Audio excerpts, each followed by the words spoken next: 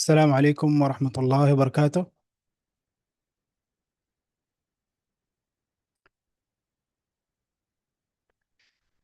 Please, can you confirm if the audio and the video is clear?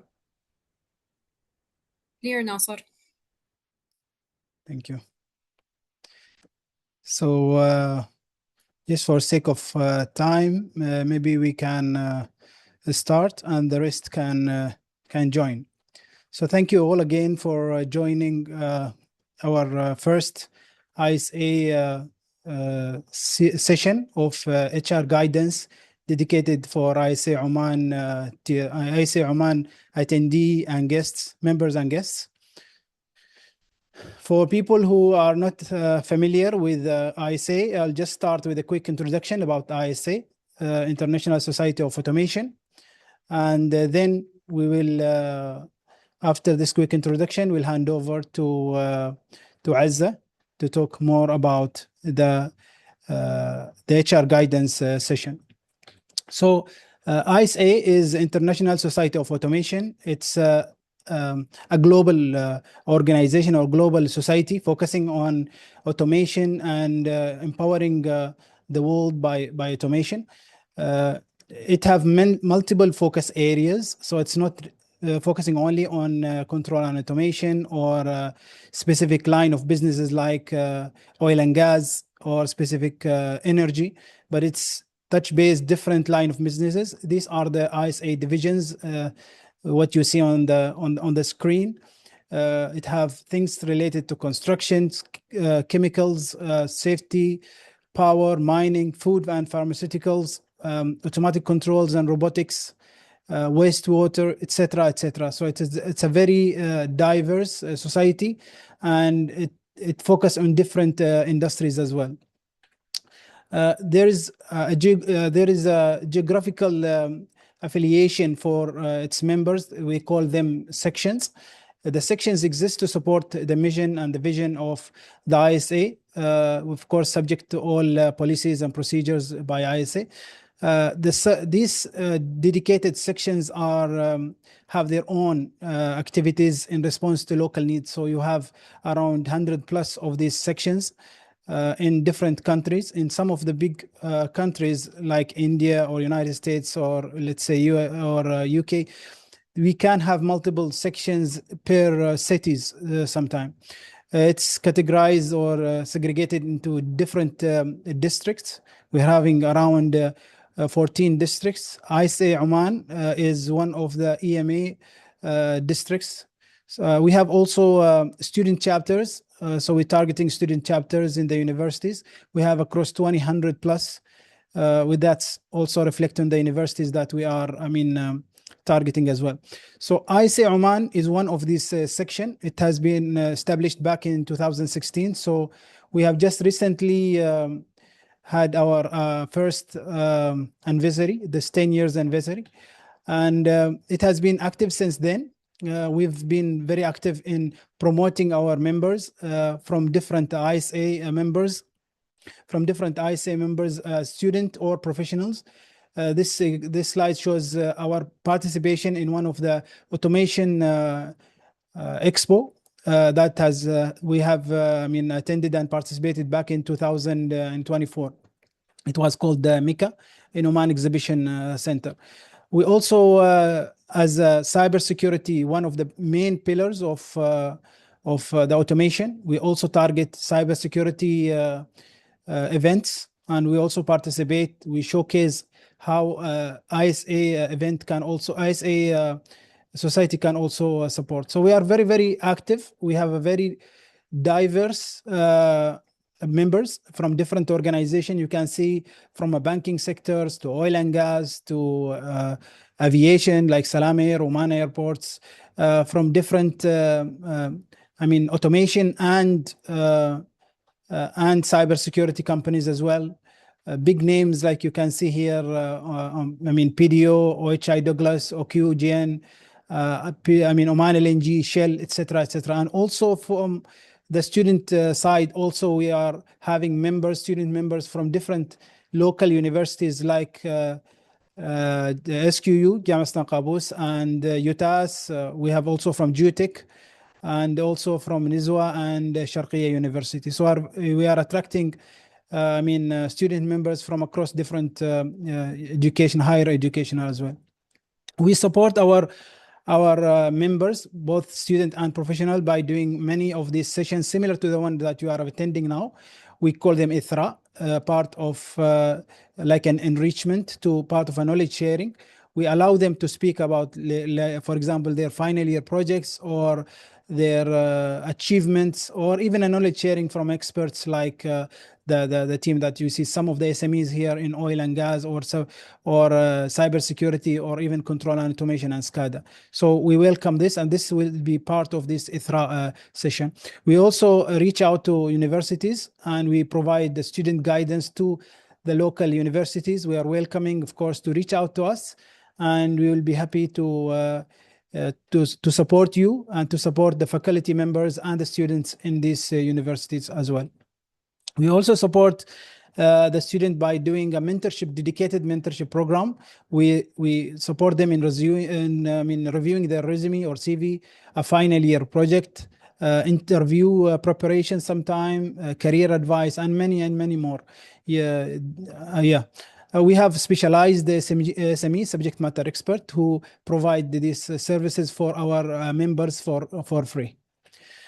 We are not only doing an online events. We're doing also physical events, like the one we call them technical nights. So we invite people from different organization and members to also showcase and network and communicate and know each others as well, and better. This is one of the sample events that we have done, and we are happy really, and we're very proud to be very diverse. We're proud that to have a diversity and inclusivity in terms of not only like Omani, not only male, not only expat, but we are a mixed, and all they are supporting each other. We give also the opportunity during these events for students and young professionals to share their experience and to network as well during this one. We are very active in our social media. Maybe you can see, if you have your phone on you, maybe you can just take a snapshot on this. There is a QR code there. You can just scan the QR code and it will guide you how you can join. It's a step-by-step PDF file just to show you how to follow the step and join ISA Oman. We welcome different people from different specialities, as long as they have the passion of automation and cybersecurity and supporting other. We welcome all of you. So before that, maybe this is just a QR code again. So now we'll go back to our main agenda, which is the HR Guidance Week: Learn, Prepare, Grow, and Succeed. Our first session will be building the foundation, crafting a winning CV, and ace your interview. This will be presented by Ms. Azza Al Busaidi. Ms. Azza Al Busaidi is a lead talent management professional in Oman LNG. She's been in this career in talent management and resourcing professional for more than 15 years of experience, and mainly focusing on the energy sector. She worked across different oil and gas companies like Oman Oil Company, Oman LNG, and recently she is in a secondment with Shell as well. Her main expertise in recruitment strategy, talent development, and of course, HR strategy design. She have a proven ability to align people, initiative, and business objectives, and her strong focus on integrating local expertise with best or global best practices. She's very passionate about supporting individual in building strong career foundation. Welcome on board, Ms. Azza. Thank you very much. Assalamu alaikum, everyone. Please let me know if you can hear me. Loud and clear, Azza. Maybe you can start your sharing your screen and start the session. Will do.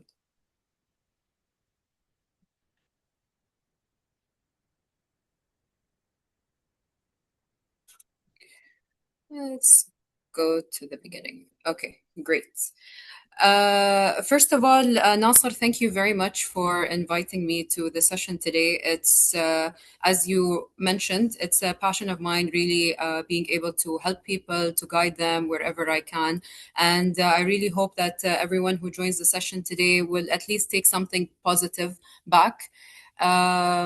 Do remember that everyone that you see in the workplace right now, no matter how junior or senior they were once upon a time in your exact shoes. So we all know what it's like. Not very long ago, I was in your shoes, around 15 years ago. A fresh graduate. I had just graduated from university, trying to figure out, okay, what do we do with the job market now? How do we even get started? Um, Things were more difficult then, but things are even more difficult now. So it's, there's positives and negatives to each situation. Um, right now, for example, if we look at LinkedIn and how active things are there, it's very easy to find job opportunities over there. There are lots of huge internship programs like I'dad programs, for example. And there are so many other platforms as well that you can go to and get information from. However, I know that sometimes it can be very overwhelming. We are in an age of maybe overstimulation when it comes to data coming to us from all sorts of different areas. Everyone claims to be an expert in everything. However, I hope that I can give a bit of clarity in this session and help you at least get a head start. So maybe before I start, again, thank you very much for having me join the session today. A little brief about me. I have, as Nasser mentioned, I've been working in HR for almost 15 years now. I have been on both sides of the table. So I have been interviewed and I have been on an interview panel. In fact, I remember the difference between the first time I was interviewed versus the time that I was in an interview panel was, I would say, maybe within the span of 3 months, because I actually started my career as a recruiter, working in Oman oil. So I know what it's like to be on both sides of the table. And even though I have been on several different interview panels, when I'm on the other side and I'm being interviewed, it can always be a little scary. It can be a little nervous. However, I have a few tricks and tips for you today, and hopefully they'll help you move forward. So, as mentioned, I started my career in resourcing. However, I haven't been in resourcing for quite some time because I did resourcing for the first 5 years of my career. Um, and so I needed to kind of take a step back and say, okay, what has changed? What does the market look like in terms of fresh graduates? Because I know that I'm talking to a pool of fresh graduates and young professionals. And a startling number that I saw was that specifically in Oman, there were around 29,000 of your peers who joined the job market, who are entering the job market. This obviously poses a very, very important question. How can you make your CV stand out amongst the so many different CVs out there? We are in an increasingly competitive environment. We know how difficult it is. So it's really, really important that we put in extra effort in working on ourselves and working on our CVs and working on our interviewing skills and really bringing all of those different factors back home. So yeah, Jama'a, I would love for this session to be interactive, so you can unmute at any point. There will be time for you to ask questions towards the end of the session. However, if at any point you have any questions, please feel free to just pitch in. So going back to the CV essentials. So as mentioned, I have been on both sides of the table. I have been interviewed and I have been part of several different interview panels. And there are really some extremely important CV essentials that I would like to take you through. A lot of this may seem like common sense, I would say, but you would really be surprised. And I would take myself as a first example here. When I first started the job hunt, I remember I was sitting on my mother's bed with my laptop in front of me. And I just quickly started writing down, okay, I went to school, I graduated, I went to university, I graduated, this is my GPA. Wassalamu alaikum. That's it. What else can I add? There's nothing additional that I had worked on. There was nothing more that I could really put there that would really show my personality. Or so I thought. And I was wrong in thinking. So maybe if I had attended a similar session, I would have learned a bit more. However, I worked on it really fast. I didn't really put that much effort in it. And as was done during the time before LinkedIn was as prominent as it is now, you kind of just send your CV out to generic emails that you find on company websites. You send it to individuals who family members who work at different companies. And I remember I had sent my CV to my older cousin, and she got back to me and she said, Azza, I made some formatting changes. And I felt extremely embarrassed because when I went back and looked at what I sent, the formatting did not make sense. I did not double check my work. And for someone who is, I would say, I'm mildly a perfectionist, it was really shocking to me that I really didn't put that much effort in my CV. And it was because I had that mindset of, I don't really have much to say anyway, so why should I put that much effort?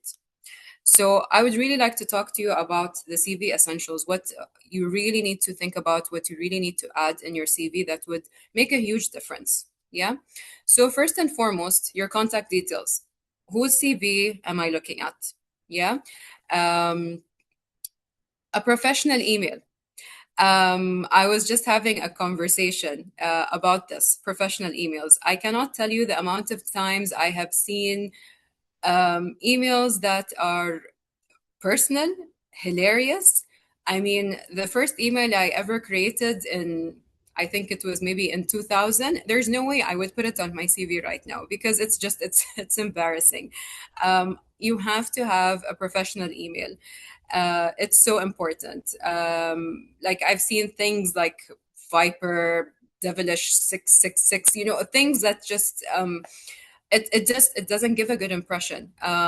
There's nothing wrong with it, but that's your personal. There always has to be a line drawn between professional and personal.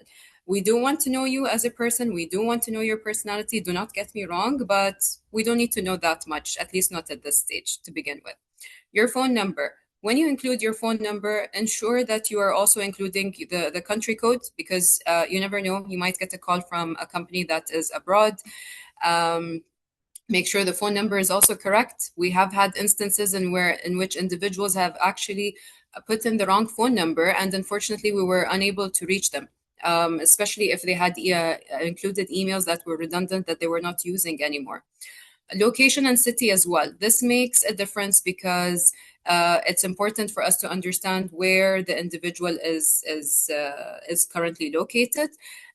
Sometimes it makes a difference in terms of package and other things, but I'll not get into too much detail there. And also a LinkedIn profile. This is it's become almost a must. It's no longer a nice to have. It's more of a must. Everyone should have a LinkedIn profile. Be active on there, but be active again smartly.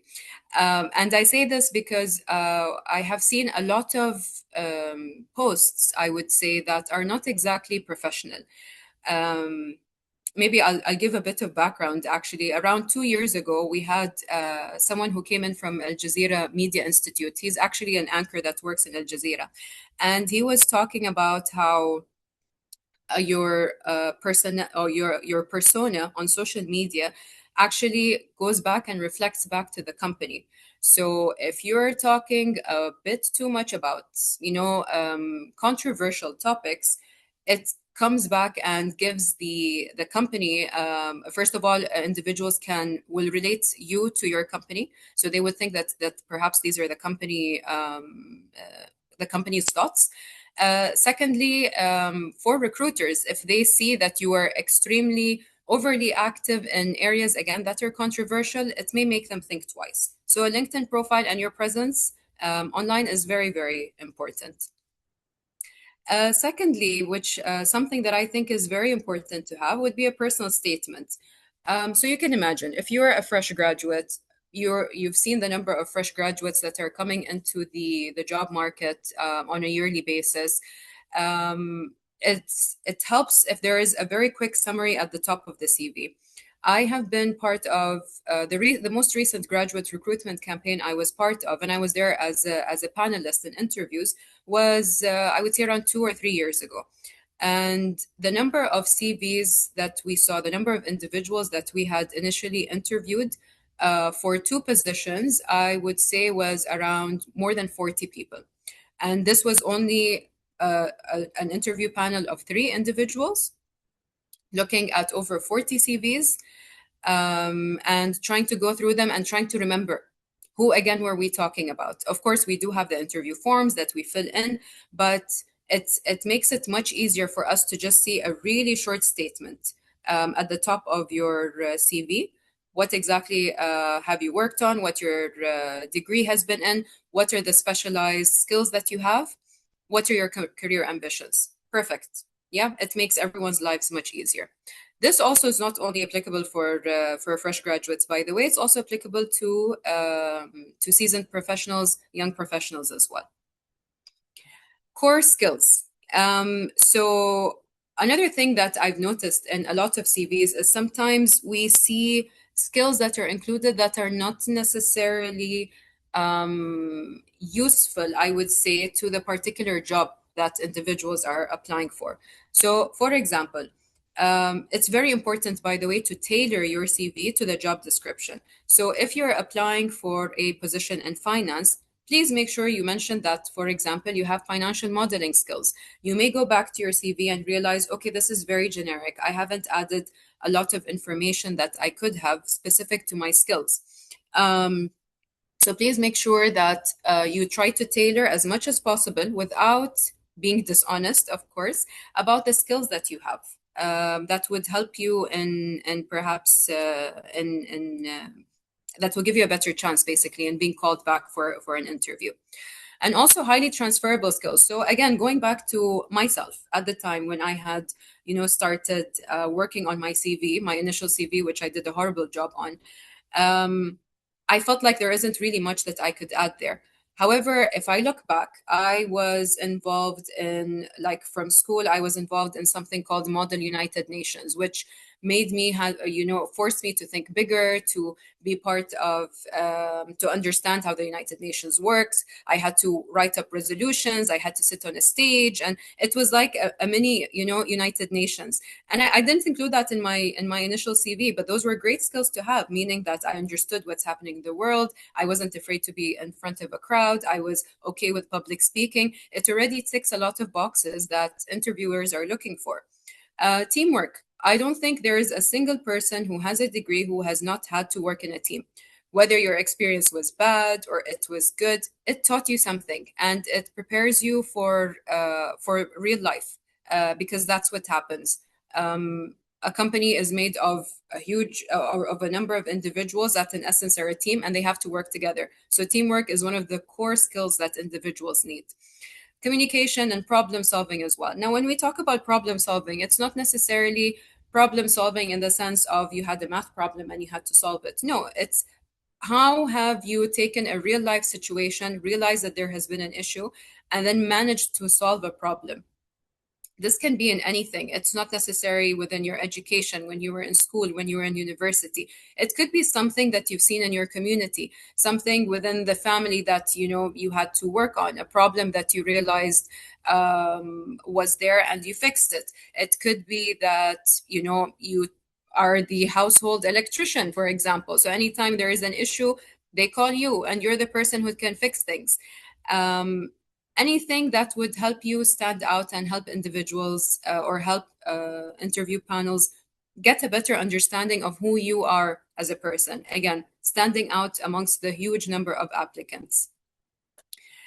Education. Of course, we need to understand what your most recent degree is, the university name, what your grade has been, your GPA, and different projects or modules that you've worked on. Now, I remember at the time, one of the essential questions during the graduate interview a couple of years ago, we asked we asked candidates rather, to tell us about the projects that they worked on. Some of them were very clear, they added them in their CV, some of them didn't add it at all.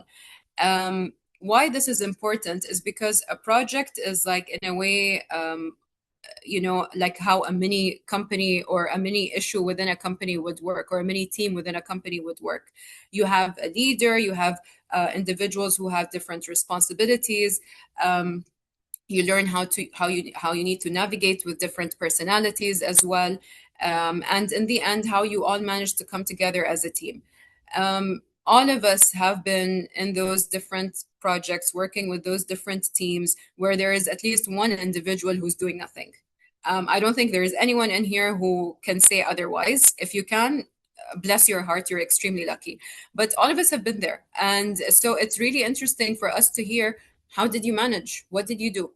And of course, not everything can be written in paper. During the interview, it makes a difference how you talk about it and narrate the story as well. But we will get to that later. However, it's very important to add what the project was, what the issue was, what you wanted to solve, how you solved it, and what were the results that you got.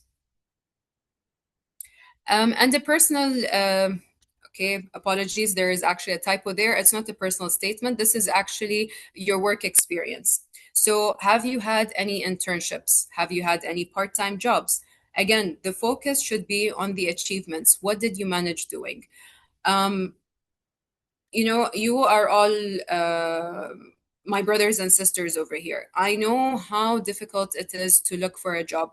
I have younger siblings as well who were having a hard time finding a job in this job market. I know that it's not easy, especially for fresh graduates. The opportunities are very limited. And the individuals that stood out for us, I remember during the graduate recruitment campaign, were those who kept busy. Really, there are so many things that can keep you busy. As long as you try, الواحد يسعى, you will find something that will keep you busy. I know internship opportunities are limited. I know that part-time jobs are also limited, but there are so many things you can do.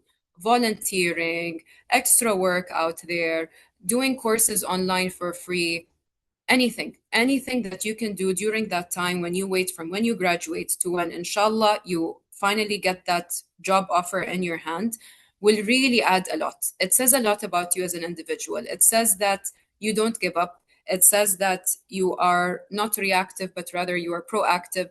It says that you're not lazy. It says that you're resourceful. So all of these things together already tell me so much about you as an individual without you actually having to face say it to me. I remember as well at the time I had interviewed someone who was looking for a job for 2 years. And during those 2 years, this individual managed to start a small company where she was making a few things like organic soaps, organic products. And it was something just for her to spend some time, but it made a huge difference. Someone else, for example, was mechanical engineering by background. He was working at a garage during the time. He was helping because it was a passion that he had, and he went above and beyond, and he was working at that garage. So why not? It says a lot about you, and it makes you stand out amongst other individuals. And also, if there's any additional information you have, if you have any awards, if you've done any volunteering work, any certifications that you have, hobbies that are, again, helpful, I would say, and any extra activities that you might have worked on as well. I will pause here in case there are any questions before I move forward.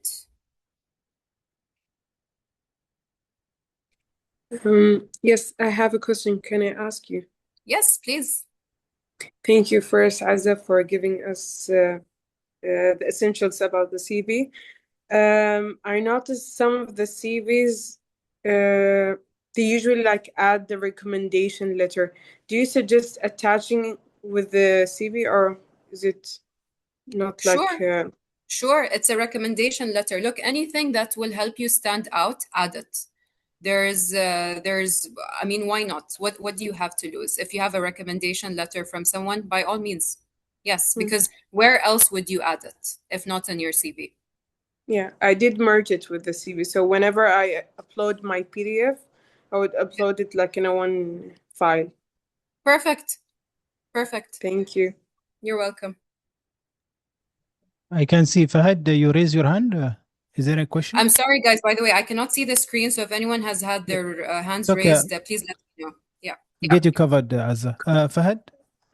Assalamu alaikum, Azza. Thank you for the wonderful session. Wa alaikum salam.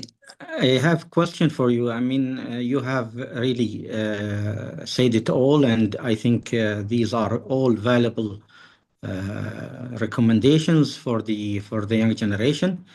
I have a special question for you. If you have gone back and you have interviewed yourself, the young Azza, okay, what would you have accepted yourself in that session? And if you want to change anything, what would you want to change? Thank you. That's a very loaded question, Fahad.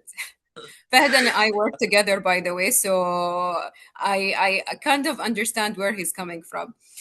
I would, honestly, I would recruit myself today, tomorrow, yesterday. I would. Why not? If I go back to the initial CV that I worked on with the formatting issues, I would think twice because it didn't give a very good impression about me. It looked kind of lazy, honestly. But there are other things that I felt kind of compensated over that. But I would definitely hire me. Okay, I would too. Thank you very much. Thank you, Fahad. Okay, then. So after we focused on what to do, really quickly, I'd like to take you through what to avoid. Yeah. So listing the responsibility only. So what do I mean by listing responsibility only? Like if you say, I worked in recruitment, for example, if I take my own CV, I worked in recruitment. Okay, and then what?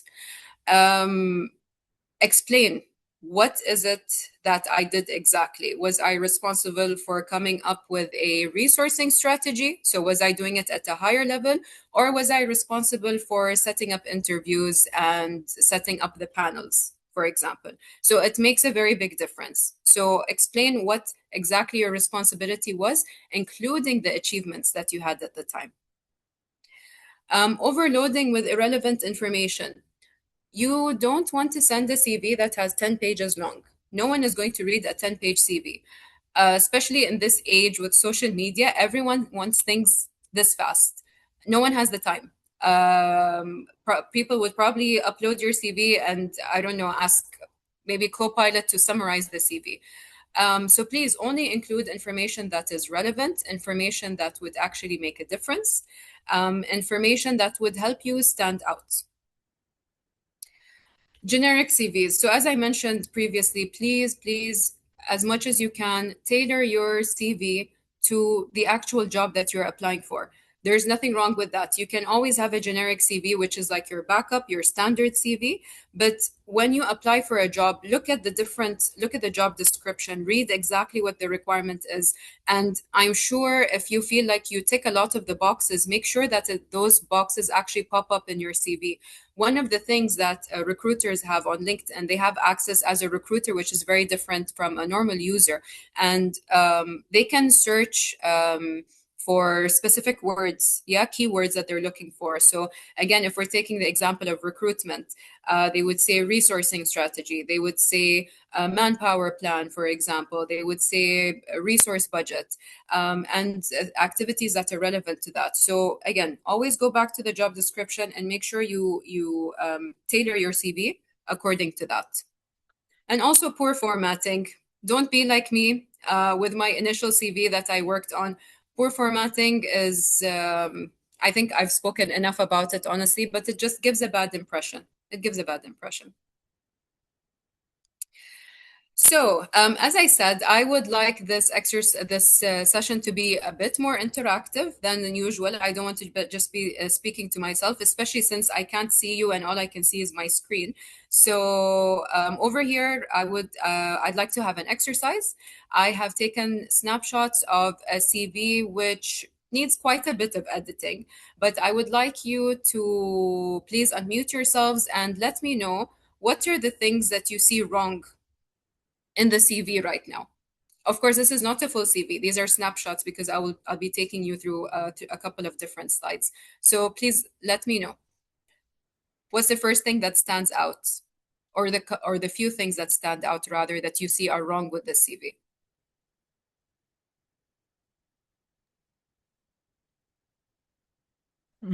Please feel free to unmute yourself and yeah.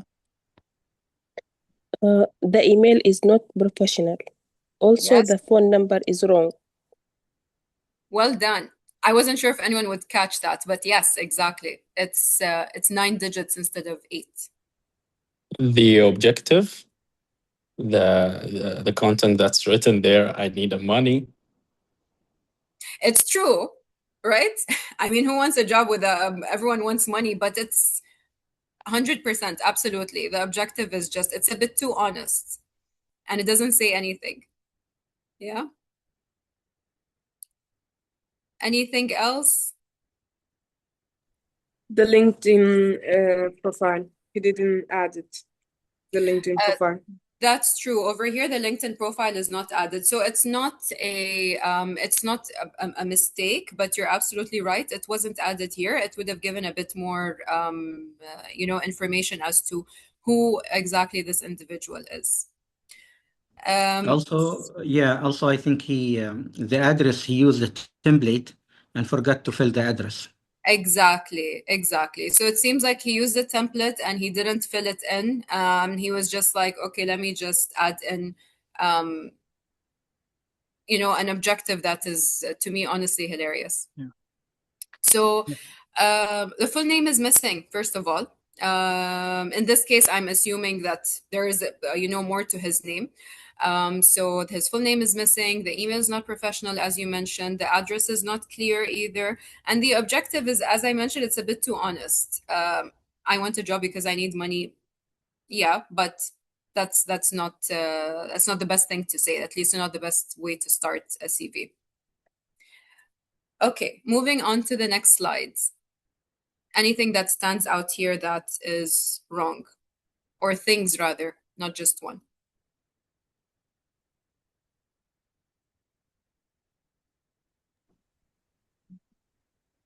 Didn't mention the courses. Yeah. The GPA also. True. He's not even sure what his GPA is. Yeah. The work experience didn't mention the organizations or the companies that he worked at. Very true. Very true. What The else work would the experience is not detailed. The what, sorry? The work experience is not detailed, as you mentioned. We need to mention at least the achievement mixing with the things that we did. Yes, 100%. And on the chat, I think Sama mentioned everything. You know what? Absolutely. Everything is wrong. He just mentioned that he got a bachelor's of arts, university of somewhere, whatever that is. GPA is not mentioned. Work experience is just, he helped customers sometimes. For me, that was my favorite thing. So it means that did he not help customers all the time? Did he only help them sometimes? So, there's so many ways that you can interpret the details mentioned here. Also, how about the formatting? Look at the bullet points. There's also an issue there, right? It just looks very unneat. Also, the education, the work experience, it's not bolded. There's no line underneath. There isn't proper segregation between the different areas. So absolutely right, everyone. And thank you for, oh God, I didn't put in the animation over here, but I think it's again very clear. The formatting is horrible. There are spelling mistakes, talking to people instead of people. The skills mentioned are irrelevant. I love that the skills mentioned are internet browsing and watching movies. If only that could help us get jobs. And also the achievements.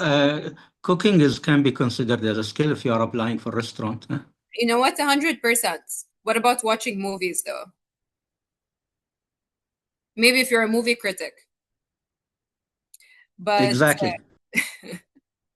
but in the normal day-to-day jobs that we look for, watching movies isn't really very helpful. What about the achievements? Again, irrelevant. He won a football match once. Okay, great, but it doesn't really help. Yeah. Okay, thank you.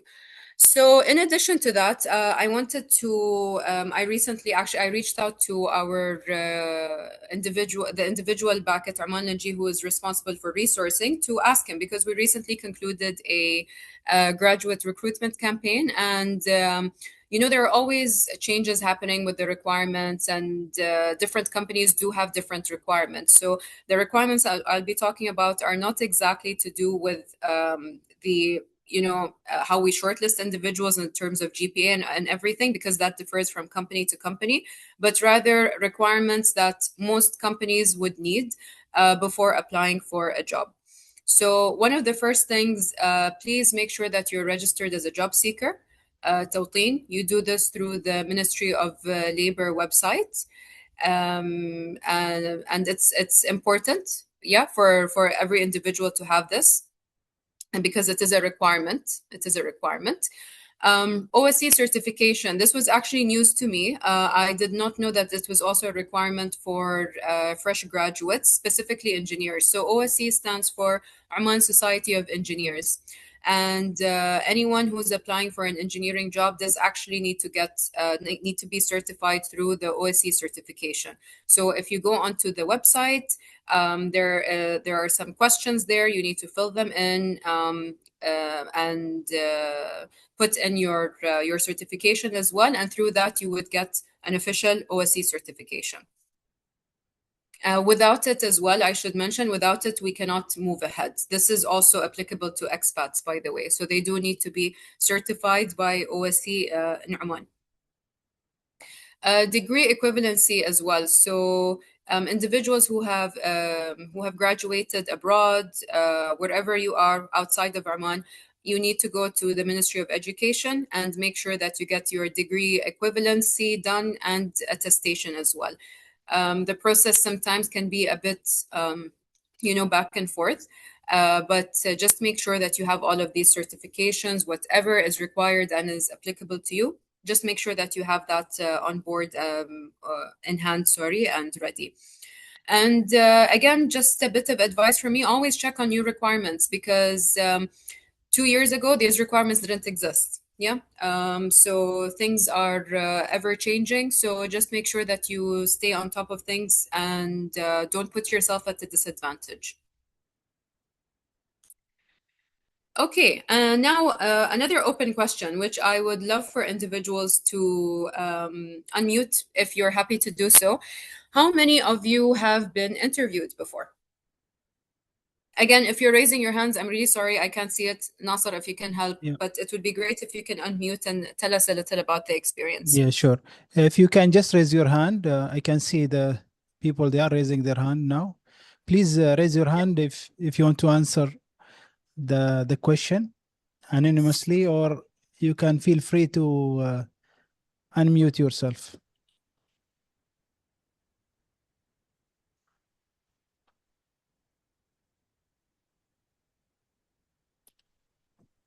Nasser, can I start? Yeah. Yeah, Please. sure. I have been interviewed so many times, and I landed 4 jobs out of it, and there are jobs I have rejected, and I was not successful in some interviews. Yeah, but I think overall I was lucky on all my interviews. Great. What was one of the most interesting, I would say, experiences you've had in an interview? When I was interviewed for Oman LNG the first time, I was interviewed by Dutch and Koreans in the same time. And it was very friendly. And I mean, they ask you all kind of general things. But the experience I had myself is that I have interviewed so many people as well. Yeah. I have interviewed much more people than I was in interviews myself. Yeah. Which gave different perspective. One thing I can give back from all of this is that what I want to add to all the good things you have said, Azza, is that if you are mentioning an experience in your CV, you talked about job that you have worked from time to time, and you mentioned there are certain people that they just take the job description and they just based it on that experience, and that's very tricky because somebody in the panel would know much more than what you know in a certain subject. And make sure that whatever you put in your CV is that you are able to answer. Just Absolutely. in general, if you have put that you are good at doing agentic AI, which is a hot subject now, Yeah. you better know exactly what is it, because somebody in the panel, maybe he is a mastery on that.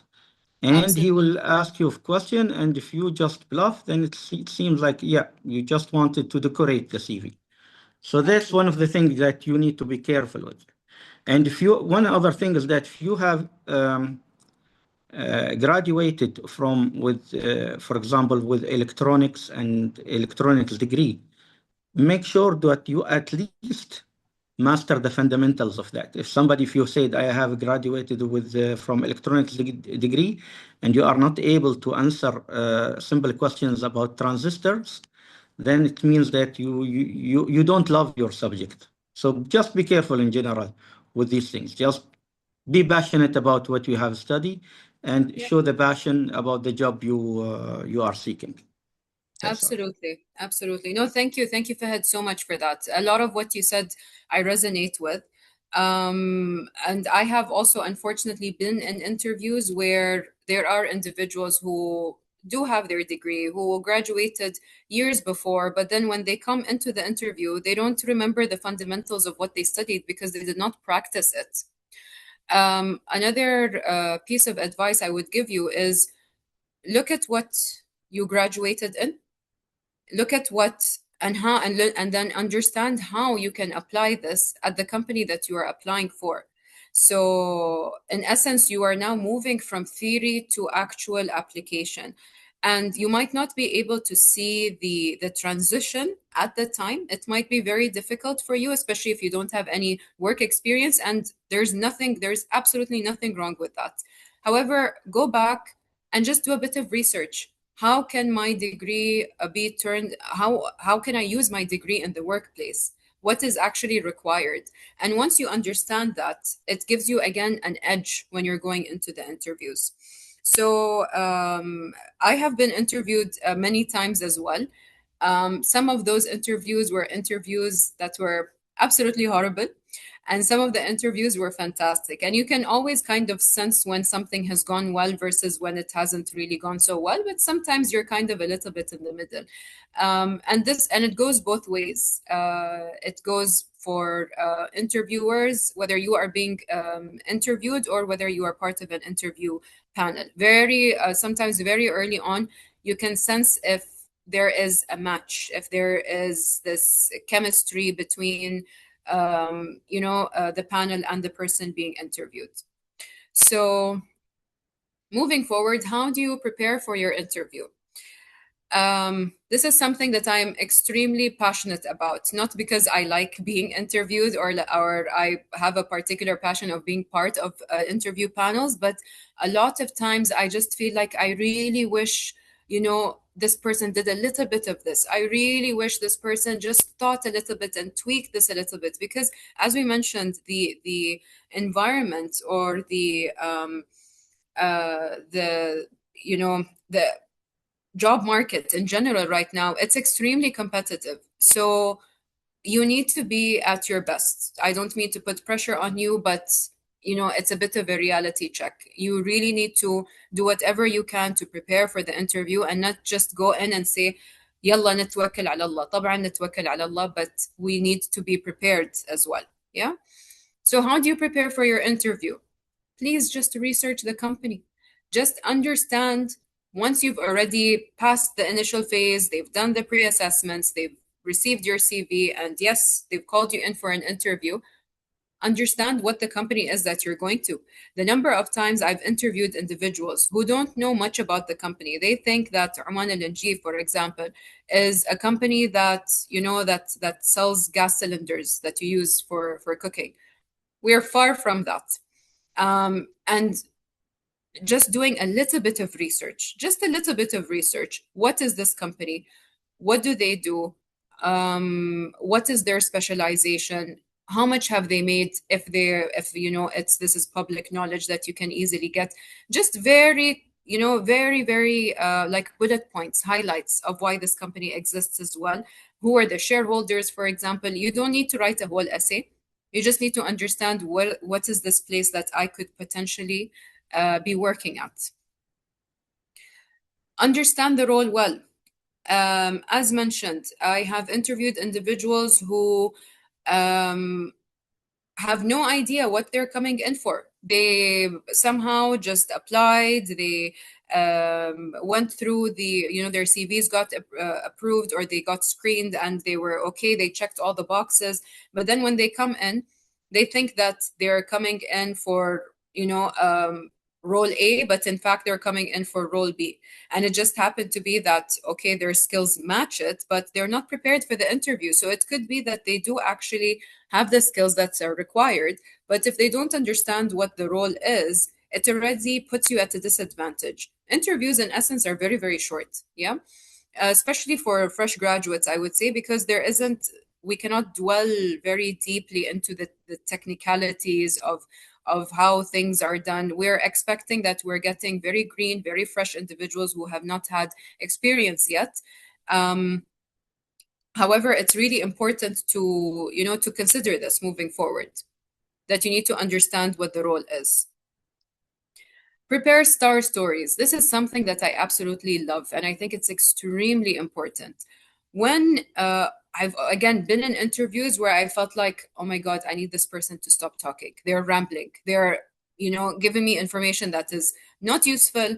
It's not relevant to the question I asked, and they're just going on and on and on. And I'm sure when I said that, a lot of people could already think of people who sometimes tend to do that. Please do not be that person in the interview.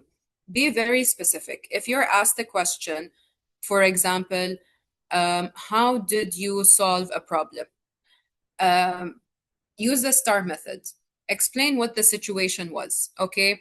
I would use an example again, since we're talking about recruitment, or since I have been talking about recruitment.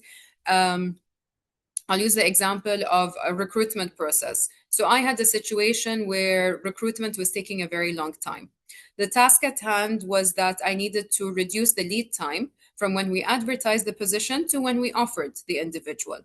My achievement was I was able to reduce the lead time from 70 days to 50 days.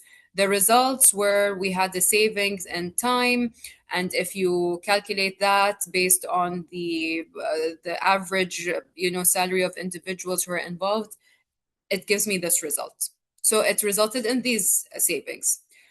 This says way more, okay, way more than recruitment took a very long time, and I managed to reduce the time.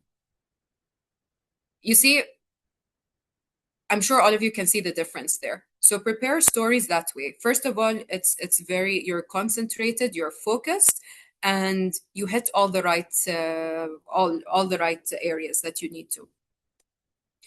Practice interview questions. I'm talking to the Society of Automation. You know way more about automation than I do. You know about all the different AI tools that you have and that you can use. Honestly, I'm sure that if you go into ChatGPT or Cloud or whatever it is that you use, and you say, prepare interview questions for me for this job and attach the job description. It's going to do exactly that. And talk to it.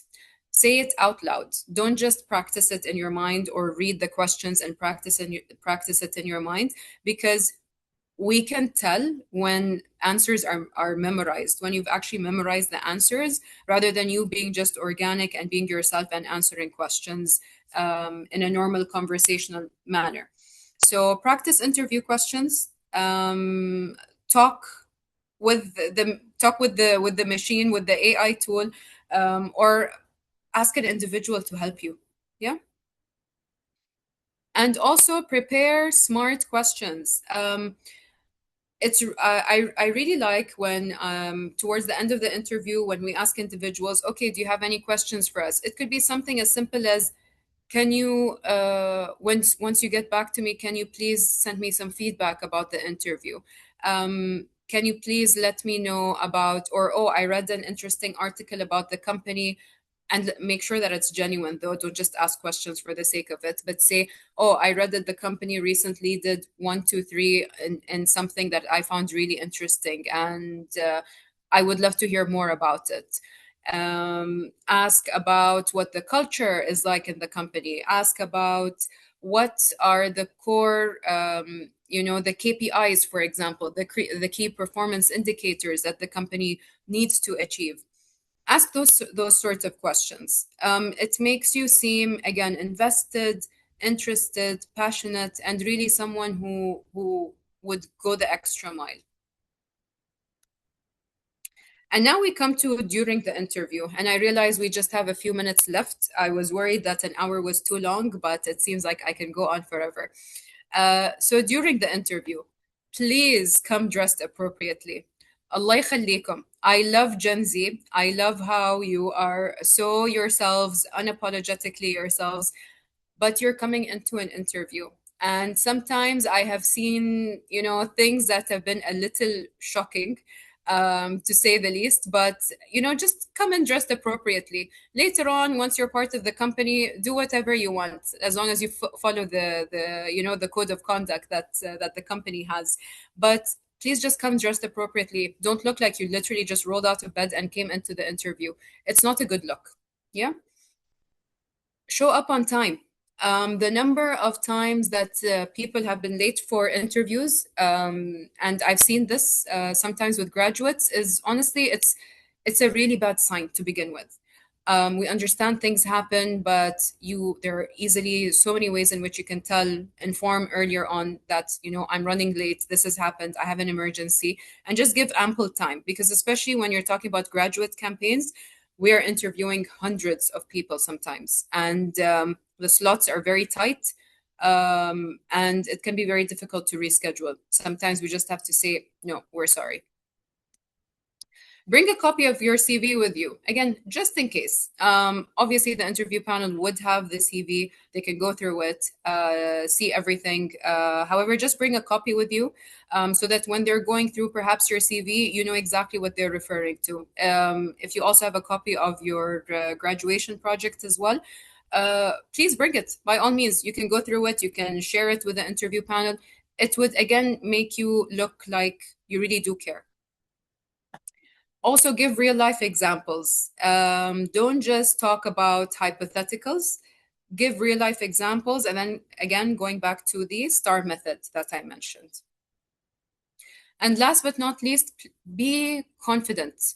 Interviews can be very intimidating. I know. It can be very scary to sit in a room when there are 3 people who look upset. They're probably just tired and need a cup of coffee.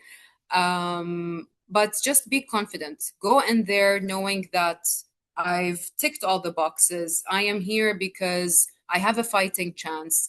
I am here because they do want to meet me, and I can do it. Always remind yourself that you can do it. And I don't want to sound overly positive, Disney and all of that, but it's really important to be confident, because the number of times, again, I have seen individuals who look so good on paper, perfect on paper, when I see their CVs. But then when we interview them, unfortunately, the confidence doesn't come through. There's an issue over there, because the workplace is you know, you need to be confident. You really, really need to be confident in the work that you do, in yourself. Yes, companies do recruit individuals for their technical skills, but right after that, the most important thing after I make sure that a person, yes, has proven that they can do the job, is what are they like as an individual? Do they have an attitude problem? Are they easy to speak to? Are they open to listening? Do they keep on interrupting in the interview? Do they have the basic skills? And are they individuals who have a learner mindset? This is something that we use a lot, and we talk about it a lot at Oman LNG. It's the idea of you are open to learning. You're open to learning and unlearning as well, because sometimes as we go about in life, we learn some bad habits or we get some bad habits and we need to unlearn them. And if you have a learner mindset, you can always go back and forth with that. And I think that is pretty much it from my end. I really wish all the best for everyone. Allah يوفقكم. And if you have any questions, please, I'm more than happy to answer. Thank you, Azza. May I add something related to the interview? Please do. One of the experience that I had, sometimes the interviewer will ask me, do I know anything related to the news?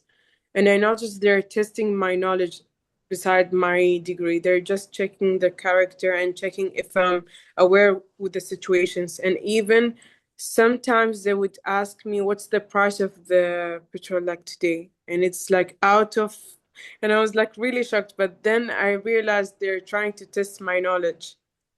Yeah. But yeah. Honestly, if you ask me the price of petrol today, I would not be able to answer that question. So sometimes there are different interview tactics, honestly, and there are different techniques. So sometimes they ask that question not because it's a make or break question, but rather they want to see how you would react to that. If they ask you about the news and what's happening, I mean, again, it's not a make or break, but rather I think they just want to understand if you understand what is happening in the world and you're aware. Because businesses don't work in their own bubble. They are part of a bigger picture. They're part of a whole. So it's not necessary that you understand what's happening within the company itself or within the world, for example, but at least understand what's happening within Oman, within the region. What are like the big, headlines out there? And it's so easy. It's so easy to get that information. So definitely, I would recommend that you stay up to date just in case you're asked that question. Yeah. I have another question. Some of them, they say it's not necessary to mention the date I started, the date I finished, for example, getting the degree. Like, for example, if I got bachelor and I got a master, the older degree, I don't need to mention the date, because some of them, they criticize you based on your age. Is it true that the interviewer, sometimes they do criticize based on the age?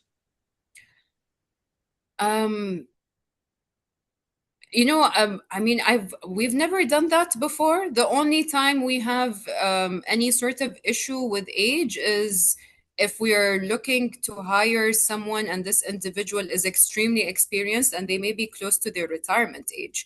But do we look at the difference between when someone got their master's versus when they got their bachelor's? No, that does not make any difference to me at all.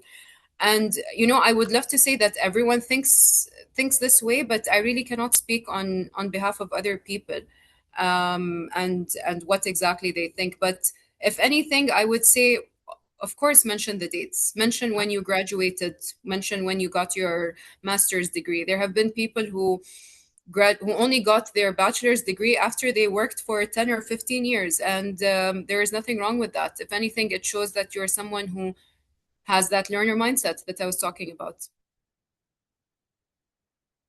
Your history, your experience. Okay, you could be older than that, but as an interviewee, what we care about is the gap. Yeah. What happened on that gap? Mhm. Were you trying to learn new things? Were you trying to fill that time? Were trying to have uh, to increase your skills, to upgrade yourself, or you just sitting at home? That's Yeah. the thing we are interested when it comes to when did you graduate? Yeah. Exactly. Yeah, sometimes they will So, ask some question just to follow up this point. Are you up to date to the business? For example, how do you keep yourself up to date in terms of the new things like in cybersecurity? Are you up to speed? Which journals that you will follow, or which site that you keep yourself updated? So it's like these things, just to ensure that you are up to date. Absolutely. Muntasir. Yeah. yes, Ustad Azza. First of all, thanks a lot for sharing your experience with us. I would like to ask you, from the point of view that you did many interviews for the candidates, what do you think the most mistakes that the candidate do during the interview, the top mistakes that they do, that it will make you reject this candidate? So make me reject would be if someone comes in and seems very careless. Uh, I remember interviewing someone before who just seemed like they didn't want to be there. And interviewers, they're busy, they put in time and effort to go through the whole process, coming up with questions to make sure that it's a fair interview, that the same questions that you're being asked, the next candidate is being asked. So there's a lot of effort that's put into that. So if someone comes in and seems absolutely careless, and is like, you know cracking jokes every now and then, so they don't seem serious as well, that's a red flag for me. And one of the big things for me is overconfidence. Mhm. Confidence is very important, but overconfidence is quite an issue. It's really an issue. Like, I remember I had interviewed someone, and this individual had worked at a company for some time, and it was an SME, and the person was directly reporting to the owner of the SME. And this individual spoke a lot about the things that they went through and what they worked on. And we asked a simple question: did you manage to make any improvements, and what you worked on? And the person said, I tried, but the owner of the business was not interested and was just jealous of me. uh, you know it makes you feel, it takes you a bit back. You feel like, Mhm.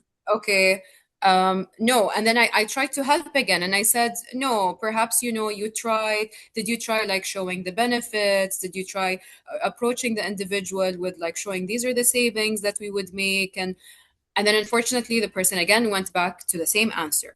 So those are red flags. Those are really red Mhm. flags, and that's just, a few examples of what we've seen. But be humble. It's very important to be humble. Be humble, but be confident. So you know what you're talking about, but don't pretend that you are better than the people around. Yeah, I don't mean the people in the interview panel. I just mean, don't be overly confident. No one likes someone who's overly confident. Yeah. Great points. Thanks for that. I would also like to ask you quickly, if what do you think? How can I say this? Like, the most important thing during the interview, like what people usually make mistakes during the technical part or the behavioral part. Oh, it really depends. It really, really depends. Mhm. As mentioned, there are some people who are perfect on paper, high Mhm. GPAs. They fit exactly the criteria that we're looking for, but then when we interview them, they are not able to put a sentence, come up with a normal sentence, not even one sentence. So they can't speak.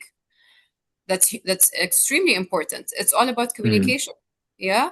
And there are people who are so lovely, so nice, and you feel like, I really want you to come in, and I'll take you under my wing, and I'll support you and all of that. But if you can't do the job, um then that's the biggest tick that I need to make sure I'm basically ticking, is the biggest point. So I can't say where individuals usually tend to make mistakes, but um, when we're recruiting graduates, the most important thing, look, we understand, it's very easy for us to mold you into what we're looking for.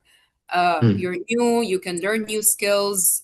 In engineering, it may not necessarily be in a specific area. We can move you around maybe into different areas if it's relevant. Um, However, the attitude is extremely important, very, very important. So it's a mix of both, really. Yeah, I'm sure it's a mix of both, and for sure you are right. But where do you notice the most weakness that we have here in the market in Oman? The weakness in behavioral or the technical part for the candidates? I would say it's the behavior part, and it's not Okay. behavior in the sense of behavior, like how people are. I would say it's Mm. more of them working on their confidence. I don't want to be in an interview where I ask you a long question and you give me a two-worded answer. Yeah. Maybe the Uh, last question to Sama, Yeah. because we are over I run. wanted to ask, like, as a fresh graduate, is it bad if a CV is like 2 pages or more, or it No, doesn't make a difference? no, not at all. As long as you've added relevant information, you're not just dumping a lot of things there, then no, not at all. There's nothing wrong with the two-page CV. Okay, thank you. Yeah, you're Abdurrahman, welcome. your last question. السلام عليكم ورحمة الله وبركاته. وعليكم السلام. Thank you so much for this workshop. Just I have a question.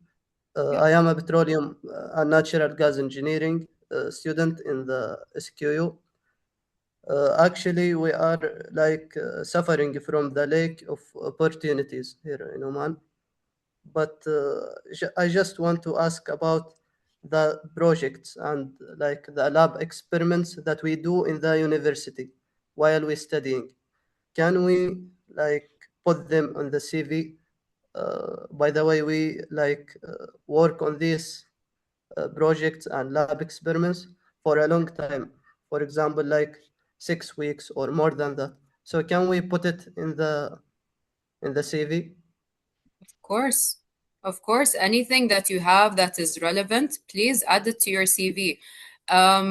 Sometimes I mentioned that there is an issue of overconfidence, but there's also the issue of lack of confidence.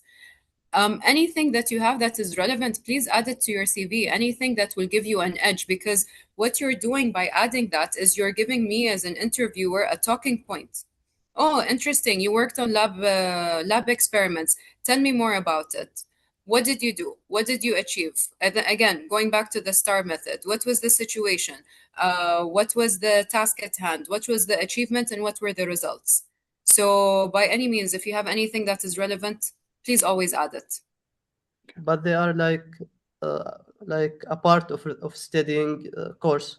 Yeah, يعني we have to do it to not losing marks Yeah. for the course. So no problem. Not at all. Not at all. It depends on the way that you write it. As mentioned, like when your degree, the way that you studied it in SQU may be very different from the way petroleum engineering is taught somewhere else. So I won't be able to know as an interviewer what exactly are the things that you went through. Did you have any practical experience or not, or was it just theory? So by you adding that you've done this, I can already see that, okay, you've done some practical experimentation, and you're opening, as I mentioned, a conversation point for me. I have Yeah. another question, just very quick. Yeah. If we like write projects or papers for ourselves, like without a supervisor, or like just to practicing our major. So can we add them also in the CV? I would suggest, is it published? Like, is it a published paper, or is it just an additional paper? What is the meaning of published? published يعني مثلا حطوه في مجلة، ولا نزلوه في ويب سايت ولا شيء. لا يعني فقط مثلا حطيناه في لينكد ان او حطيناه في مكان ثاني، لكن ما حد راجعه ولا اوكي يعني كذا يعني. Okay. I would suggest you write as the extra activities that you've done. You can say that I have written papers on so and so, not published, but I have written papers. Again, it shows that you have that initiative. You can take that initiative. You can go above and beyond. And as Fahad mentioned, you are passionate about what you do, which is always a great sign. So thank you, Thank you so Azza. much. Thank you, Abdurrahman.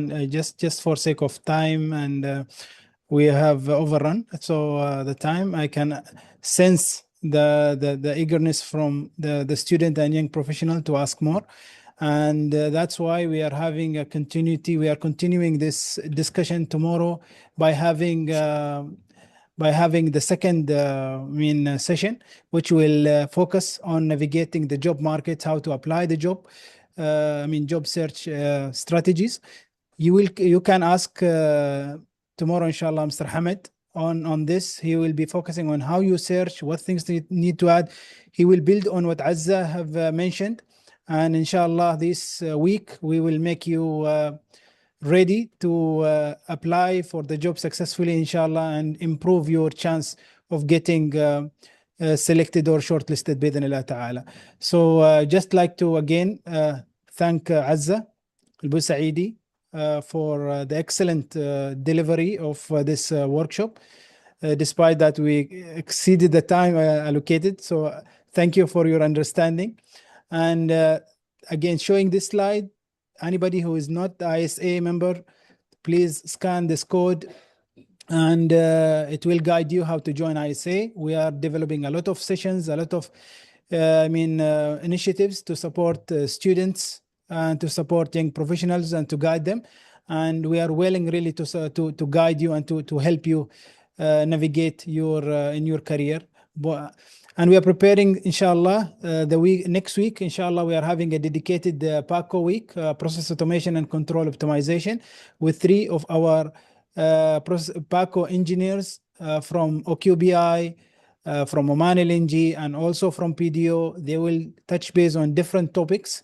And the week after, inshallah, also for the women, there will be a woman guidance series for owning your space, women in industrial automation, and then confidence for women in engineering and cybersecurity. And then we will conclude also by having mentorship and sponsorship growth for women within ISA Oman. So please be a member in order to harness this and to benefit from this, inshallah. So thank you again, and Thank you so much. Yeah, and see you in our upcoming event. Thank you, Azza, again for your time.